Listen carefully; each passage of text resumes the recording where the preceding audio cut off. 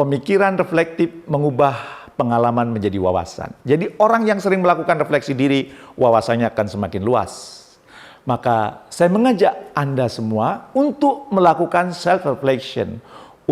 Dan untuk menyamakan persepsi saya mendefinisikan self-reflection adalah merupakan sebuah proses di mana kita merenung untuk mengukur kemampuan kita, kekuatan kita, kelemahan kita, dan perilaku kita saat ini.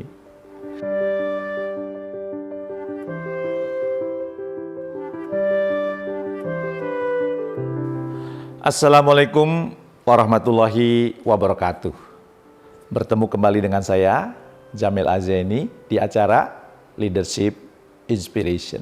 Semoga Anda semakin sukses, makin mulia. Harta, tahta, kata cinta Anda makin tinggi. Dan di saat yang bersamaan, harta, tahta, kata cinta itu menjadi sumber manfaat buat orang-orang di sekitar Anda. Oke Bapak Ibu, para leader semua, sebentar lagi tahun berganti. Salah satu aktivitas yang perlu kita lakukan adalah refleksi diri agar di tahun berikutnya hidup kita semakin bertumbuh, semakin sukses, mulia. Menurut ahli neuroscience, yaitu Daniel L. Schachter dan Donna Ruth Edis, dengan kita melakukan self-reflection akan membantu kita untuk membayangkan seperti apa masa depan kita. Bahkan hasilnya akan lebih menakjubkan saat self-reflection itu dijadikan sebagai habit dalam hidup kita. Maka, jadikan self-reflection itu sebagai habit tidak hanya 1 tahun sekali. Kalau saya membiasakan diri untuk melakukan refleksi setiap 3 bulan sekali. Nah, akhir tahun ini kita jadikan untuk memulai kebiasaan self-reflection dalam hidup kita. John Maxwell pernah mengatakan, pemikiran reflektif mengubah pengalaman menjadi wawasan. Jadi orang yang sering melakukan refleksi diri, wawasannya akan semakin luas. Maka saya mengajak Anda semua untuk melakukan self-reflection.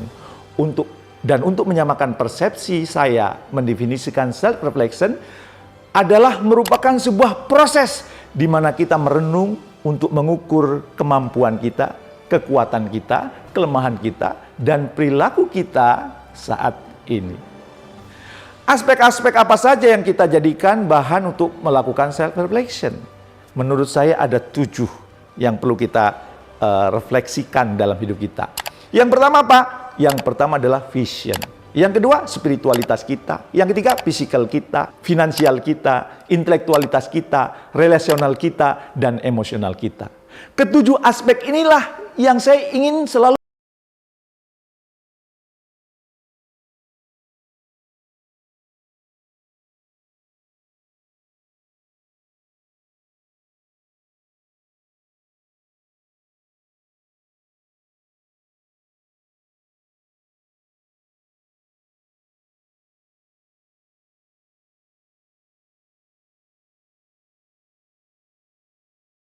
sudah punya visi hidup.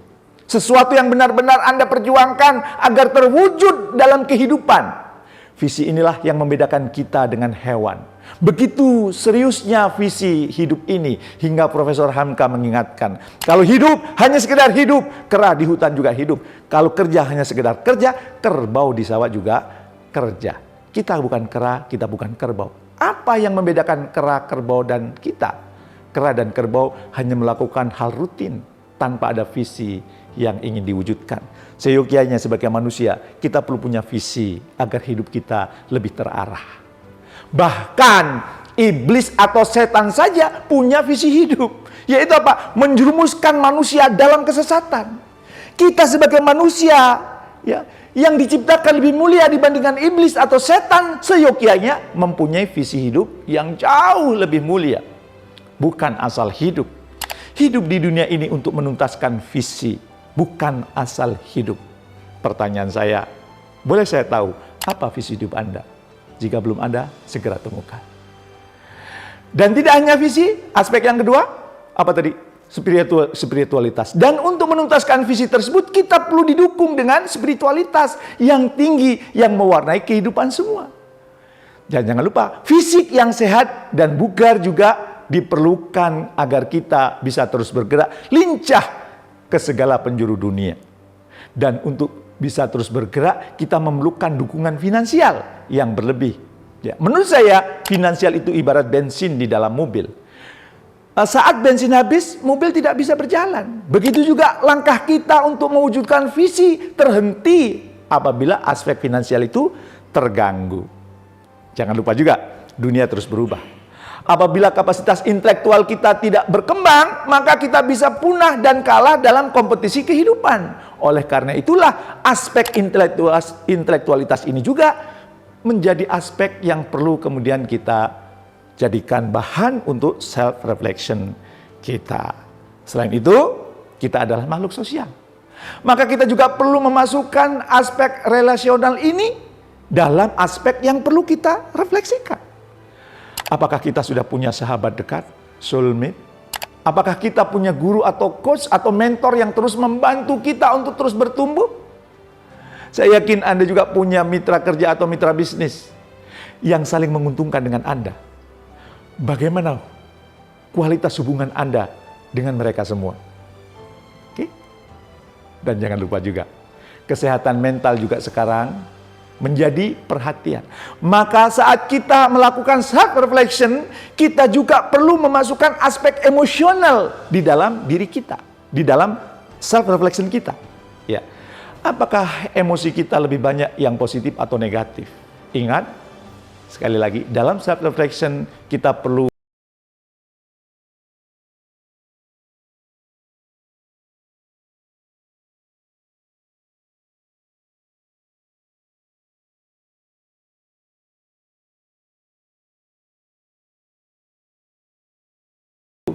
emosional. Lantas bagaimana agar ketujuh hal tersebut setelah kita melakukan self-reflection, kita bisa terus bertumbuh, semakin baik, semakin berkualitas, semakin naik kelas? Saya biasanya menggunakan tools yang saya sering sebut 4D. Apa itu 4D? D yang pertama adalah dihilangkan. Sesuatu yang tidak produktif, membuang-buang waktu dan energi, tidak memberikan kontribusi, adanya kesia-siaan di dalamnya, sudah saatnya untuk dihilangkan dalam kehidupan kita. Sesuatu yang dihilangkan bisa berupa emosi yang negatif, pikiran yang merusak, atau tindakan yang tidak berguna. Yang kedua, apa yang perlu dikurangi? Ada kebiasaan buruk atau tidak produktif yang mungkin sudah lama Anda lakukan dan susah ditinggalkan karena sudah mendarah daging. Bagi sebagian orang sulit untuk dihilangkan sekaligus. Anda hanya sanggup mengurangi saja. Misalnya dari yang semula 10 hal dikurangi hanya menjadi 3 hal saja. Kira-kira aktivitas atau kebiasaan buruk apa yang Anda akan kurangi setelah mendengarkan video ini? Pastinya banyak kebiasaan atau aktivitas kebaikan yang sudah rutin Anda lakukan, kan? Maka untuk hal-hal yang itu menjadi kelebihan Anda rutin dilakukan, jangan lupa ditingkatkan di yang ketiga. Ingat ya, ditingkatkan bukan dipertahankan. Karena kalau hanya dipertahankan, kita akan kalah bersaing dengan yang lain. Naikkan kelas Anda dengan cara meningkatkan kebaikan itu menjadi lebih besar atau lebih banyak. Kebaikan itu meningkat bukan menyusut. Kebaikan itu dilipat gandakan bukan diturunkan. Sudah terbayang apa yang mau ditingkatkan? Ya. Oke ya, sudah 3D ya. Dihilangkan, dikurangi, ditingkatkan. Dan yang terakhir, biasakan melakukan aktivitas atau kebiasaan baru yang sebelumnya belum pernah dilakukan. Saya menyebutnya kegiatan atau kebiasaan yang diciptakan. Ya. Maksudnya apa? Maksudnya itu adalah ya, penyegaran secara berkala perlu dilakukan agar hidup kita semakin dinamis dan tidak monoton. Kebiasaan dan aktivitas baru menjadikan hidup kita semakin hidup. Apabila setiap 3 bulan sekali Anda melakukan hal-hal yang baru, maka kehidupan Anda akan selalu siap mengikuti perubahan yang terjadi. Anda menjadi manusia yang relevan sehingga Anda dibutuhkan oleh banyak orang. Asik kan? Ingat ya, 4D. Dihilangkan, dikurangi, ditingkatkan, dan diciptakan untuk 7 aspek yang di depan